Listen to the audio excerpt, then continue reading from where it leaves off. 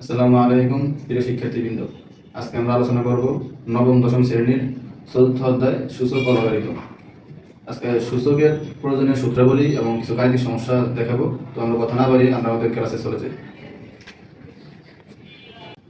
তো আমরা এখানে সূত্রগুলো শুরু করি যে a to the power m into a to the power n। এটা আমরা সূত্র করছিলাম যে a to the power m plus n যদি বেস সমান থাকে তাহলে পাওয়ারটা যোগ হয়। এটা একটি সূচকের সূত্র, যেখানে এটা হবে রিয়েল নাম্বার এবং এম এন এগুলো হবে স্বাভাবিক পূর্ণসংখ্যার সেট। আমরা দ্বিতীয় সূত্রটি লিখতে পারি, এখানে a to the power m divided a to the power n। এটা থাকলে সূচকের সূত্র অনুযায়ী ভাগ থাকলে পাওয়ার একটা থেকে আরেকটা বিয়োগ হয়, সুতরাং a to the power m minus n। এটা আমরা এভাবে মুখস্থ করতে পারি, যেখানে a belongs real number set এবং m n ন্যাচারাল নাম্বার। এখন আমরা দুইটা সূত্র থেকে কিছু ম্যাথ প্র্যাকটিস করি। যেমন আমাদের প্রথম সূত্র অনুযায়ী আমরা যদি হয় যেমন 4 to the power 3 into 4 to the power 5, নিচের 4 হলো বেস, 3 হলো কি আমাদের বৃত্তি বা মাত্রা বা ঘাত। এটা সূত্র অনুযায়ী বেস যদি সমান থাকে তাহলে উপর পাওয়ারটা যোগ হয়। তো আমরা 4 টু দি পাওয়ার 3 প্লাস 5 যোগ করলে 4 ঠিক থাকবে, পাওয়ার 5 আর 3 8।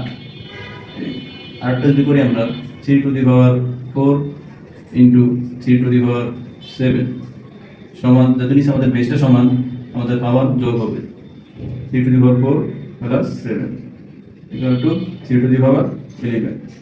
দেখি যে দুটি সংখ্যার হোল পাওয়ার হিসেবে যদি কোনো পাওয়ার থাকে, সেটা সূচকের সূত্র অনুযায়ী দুইটার ভিতরে সংখ্যা আলাদা আলাদা পাওয়ারটা পায়। To the power n into b to the power n। সূত্র দেখতে পাই a by b whole power n। দুইটা সংখ্যা আলাদা আলাদা পাওয়ারটা পাবে a to the power n divided b to the power n, যেখানে b is not equal 0, b 0 হতে পারবে না।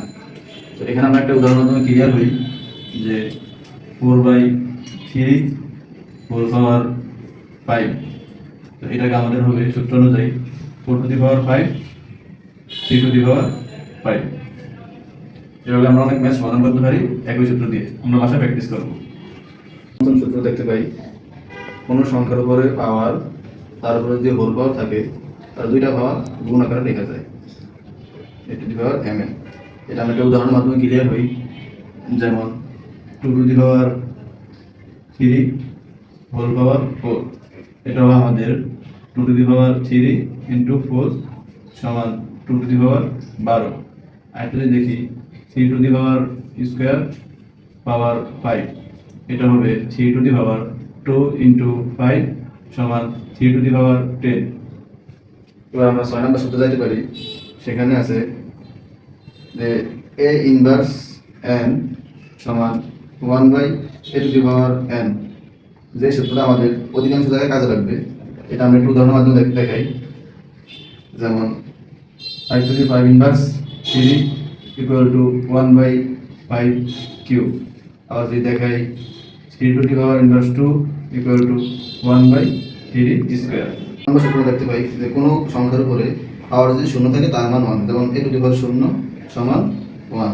তো এখানে আমরা একটা উদাহরণের মাধ্যমে দেখি, যাই থাকুক, যেমন 5 টু দি পাওয়ার 0 সমান 1, 7 টু দি পাওয়ার 0 সমান 1।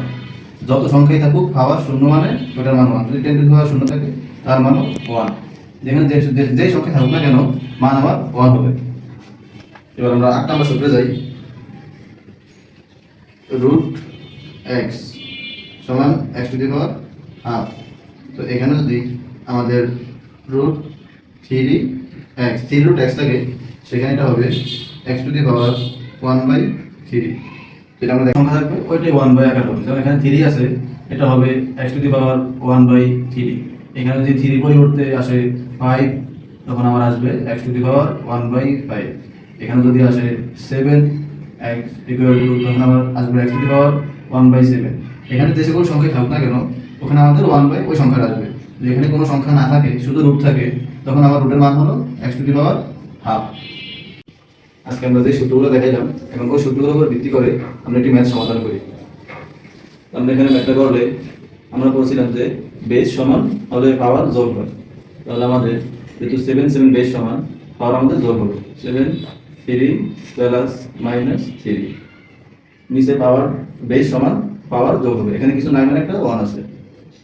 3⁴ প্লাস মাইনাস 4।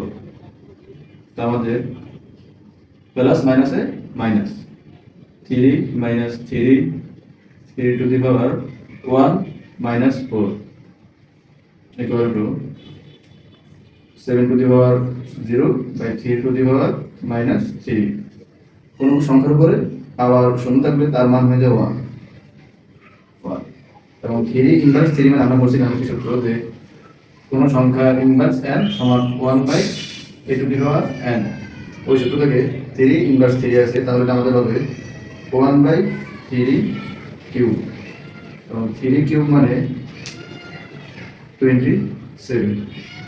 এটা গুণ আকারে চলে যাবে 27। বাকি ম্যাথগুলো আমরা পরবর্তী ক্লাসে দেখাবো। আজকের ক্লাস এখানেই সমাপ্ত।